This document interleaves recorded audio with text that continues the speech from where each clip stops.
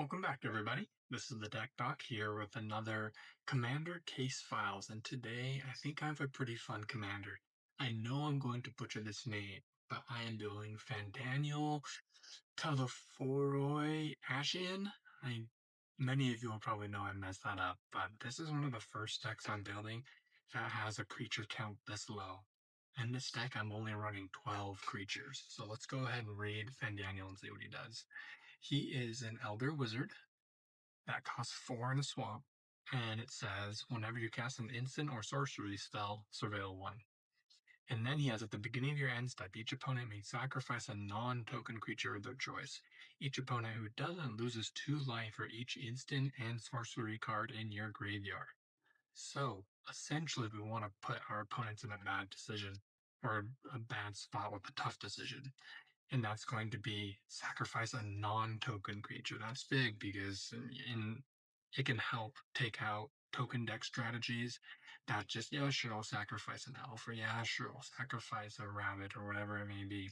But this specifically targets any non-token creature, which means it's likely a key part of your opponent's game plan.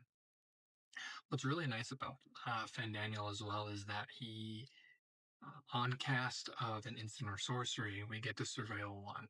So it can almost be like a 2-for-1 spell. Let's say you cast an instant or sorcery, you surveil, and it's another one. Just in that one spell that you cast, you have put 2 damage or 2 instants and or sorceries in the graveyard, meaning 4 total damage across 3 opponents. So in one spell, you have the theoretical value of getting 12 damage. I have built this deck to focus a lot around sorceries and instants, so let's just get right into it.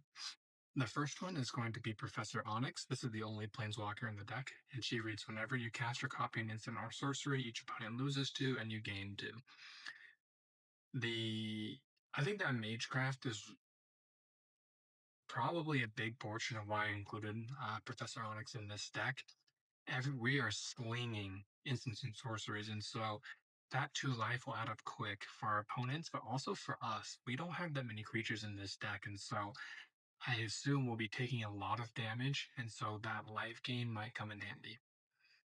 I'll go over each creature, since there's only 12 of them. First one is Angel of Suffering. It says, it's a Nightmare Angel, 3 and 2 blacks, and it says, flying, if damage would be dealt to you, prevent that damage and mill twice that many cards. And that's any type of damage, not only combat damage. And so if you get hit for 5 or 10, which is an uncommon commander, you would mill 10 or 20 cards. And seeing as 40% of our cards are instants and sorceries, I mean, you're milling at least, I would say on average, maybe uh, 10 to 15 sorcery, or maybe just 10. If we were to mill 20, that's roughly half.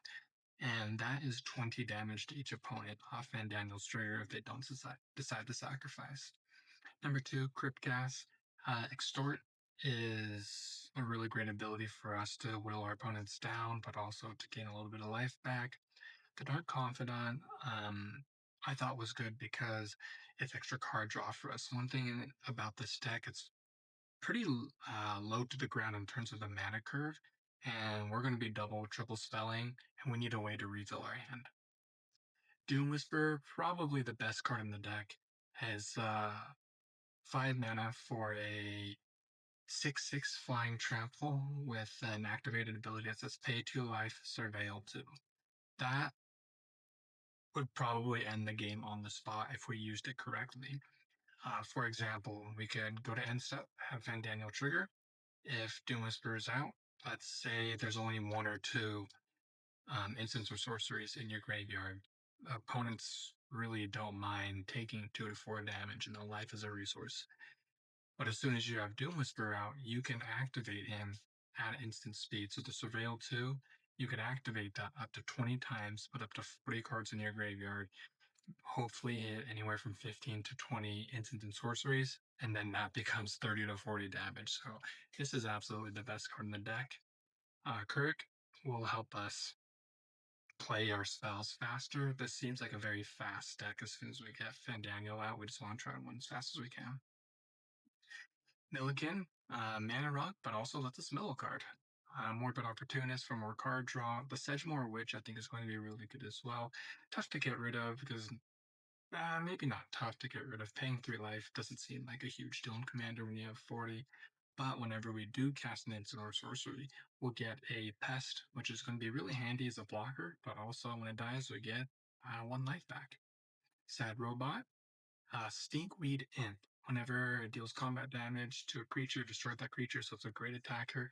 But it also has Dredge 5, which is so wild. That means whenever you would draw a card instead, we put 5 cards from our library into our graveyard. So draw effects that we have, if we have Stinkweed Imp out, let's say it's draw 2, we would just mill 10. It is such a wild card in here. Stitcher Supplier enters or dies, mill 3 cards, and the last card is the Warring Triad. I've been wanting to try this out in the deck, and I felt like this was pretty good because we want to stock our graveyard full anyway. So, 8 cards really isn't that crazy for us to hit. And it's got Flying, Trample, and Haste, an activated ability to mill a card and to add a mana. So, very versatile, the Warring Triad. Let's get into the meat of this deck, which is the instants and sorceries. It plays a little bit more like a control deck. For example, there's going to be a lot of, maybe not a lot, few edict effects and interaction removal. We really want to try and keep our opponent's board as thin as possible, so that when they do have to make the decision of Fandaniel, it'll be tough. It'll be, hey, it's either get rid of your commander and your entire game plan, or you're going to take a bunch of damage. So, starting off, atrocious experiment. Target player mills 2, draws 2, and lives 2. Mills 2 is great for us. Draws 2 great for us. For 2 life, um, it's great value.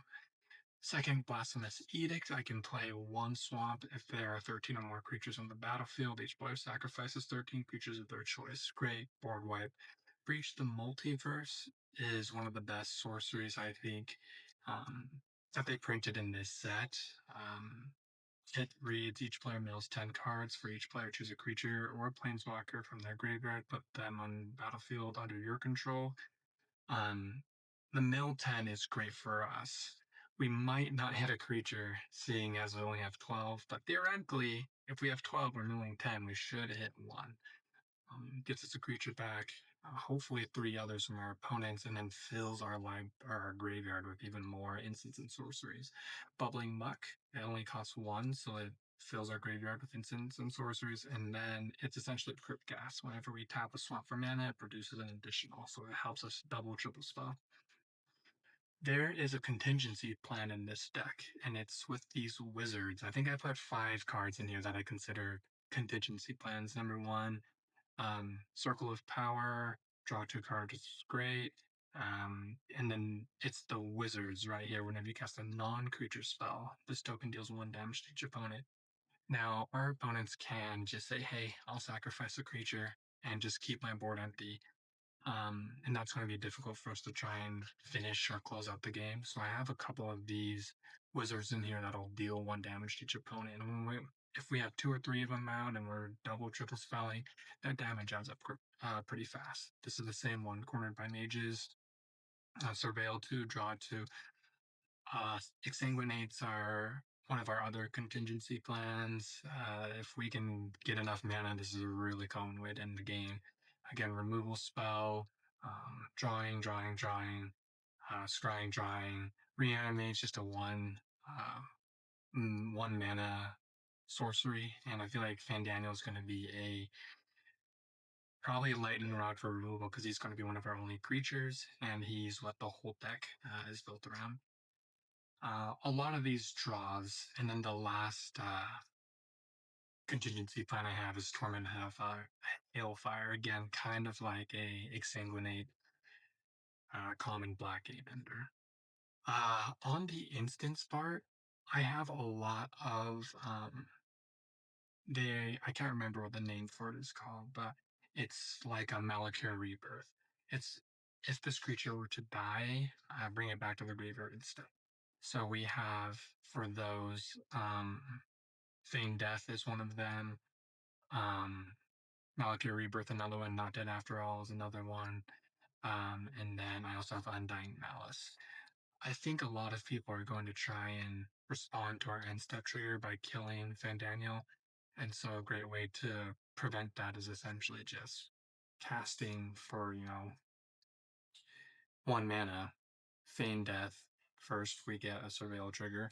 And then after he's brought back, the end step trigger goes back on the stack. So I have a few of those in here. And then the rest of them are really just interaction. We're trying to load our graveyard with these cantrips essentially and kind of catch our opponents off guard, because if they say, oh, I have no response to the end step trigger and I'm going to choose to take damage, let me hurry and Dark Ritual into a Defile. So I'm going to get one instant in the graveyard. I'll Surveil when I cast the Dark Rit, and then the same thing will happen with the Defile. Another instant in the graveyard, and then I'll Surveil again. And we actually have 2 mana left after that, and you get an Infernal Grasp something, so that's potential for 6 cards in your graveyard, 3 of which are guaranteed instants and sorceries. And so that's what the deck is really played around. We're going to play at the end step and make our opponents make a really tough decision. I wanted to go over a couple of the artifacts and enchantments. So first one, Black Mage's Run. Again, we're making that wizard that will ping people. I love Primal Amulet. Instants and sorceries cost 1 less to cast. And then if we cast 4 with this, we transform it into a Primal Wellspring, which says add 1 mana of any color. When that mana is used to cast an instant or sorcery, copy it, and we can choose new targets for the copy. So I just think that not only is a great mana rock and makes our instants and sorceries cheaper, but then we can start double, triple spelling. Stronic Resonator, we can copy Fandaniel's end step trigger. Darkness Crystal is a way for us to play around with opponents. We're going to be making them sacrifice creatures. Why not take them over as well? We have the Throne of Eldraine, which I think is almost an auto-occlude in any monocolored deck. Let's just ramp really hard, but also draw if we need to, if we're in a pinch. Black Market will be really good for us because we have a lot of removal. We have a lot of effects that'll destroy or kill creatures. And so whenever it dies, put a charge counter on it at the beginning of pre-combat main phase, add 1 swamp to your mana pool for each charge counter. So not uncommon to get 5 or 6 counters if you were to, do a Shieldred's Edict or the Blasphemous Edict. Next one, Phyrexian Arena, one of my personal favorite cards. Beginning of upkeep, lose 1 life, draw a card, and then Ripples of Undeath, I think is also going to be great. Pre-combat main, we mill 3. So not only do we get 3 cards in there, we can pay 1 and 3 life and get 1 into our hand. I think it's such a great card for this deck. And then here are the lands, pretty common for mono black. Get a Bajuka Ball Coffers and the Erebor combo to try and get as many, just to try and net positive on our mana. And this is the deck. Let me know if you guys end up building this. I'll be trying this on Spell Table with some of my friends to see how I like it. I am excited to play it. I think it's unique because mono black usually is aristocrats, and in this deck there's only 12 creatures, so you can't really play that. When you think of Spellslinger and cantrips, usually think blue, maybe blue-red, but not really mono black. So I'm really excited to give this a shot and see if this can break the color pie a little bit, if you will. But that's it for this episode. Thanks for tuning in. If you stayed the whole time, please leave me a comment to see what you liked, what you didn't like, if there's any includes you think would be good for this deck. This deck has, I think, let me pull it up on EDA track. I think there are only 400. Is that right? Yeah. Oh, that's on Spellslinger. 24 decks building Spellslinger. So if you do build this deck, you will likely be one of the only people in your commander pod playing it, which I think is also fun. We're going to see Cloud. We're going to see Tifa. We'll not see a little bit of Fandaniel. Thank you guys for sticking around this long, and I'll see you in the next video.